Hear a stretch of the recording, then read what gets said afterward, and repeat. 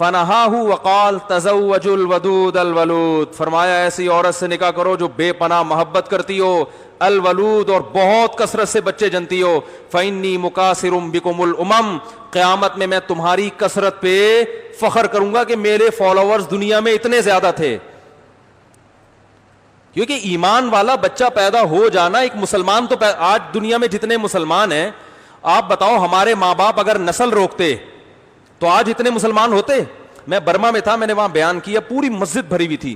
میں نے کہا مجھے ایک بات بتاؤ، آپ لوگ کتنے فیصد؟ انہوں نے کہا 20% ہیں، ویسے زیادہ لیکن گورنمنٹ کی کیلکولیشن کے مطابق 20%. میں نے کہا یہ 20% جو آپ برما میں مسلمان ہو اور آپ پہ ظلم ہو رہا ہے، تو مجھے یہ بتاؤ یہ 20% کیوں ہو؟ کیا کسی نے دعوت دے کر آپ کو مسلمان بنایا ہے؟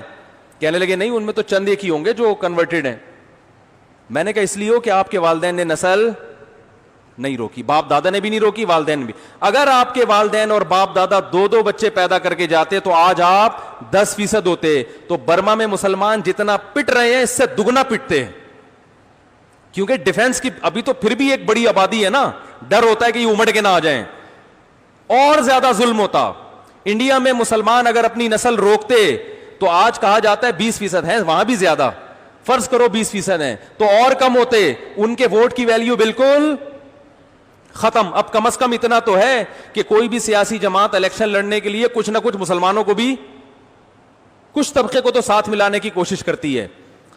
تو اگر یہ تعداد اور دگنی ہو گئی انڈیا میں تو مسلمانوں کی اگلی نسل میں ووٹ کی طاقت دگنی ہو جائے گی کہ نہیں ہو جائے گی؟ تو غامدی صاحب کو کہنا چاہیے تھا کہ انڈیا کے مسلمانوں، ہندو جو ہمیشہ جو متعصب ہندو جیتتے ہیں اس کی وجہ یہ ہے کہ ان کی تعداد، ان کا ووٹ بینک انڈیا میں زیادہ ہے. آپ بہت تیزی کے ساتھ نسل بڑھاؤ تاکہ اگلی نسل میں آپ کا ووٹ بینک، اس کی قوت بڑھ جائے.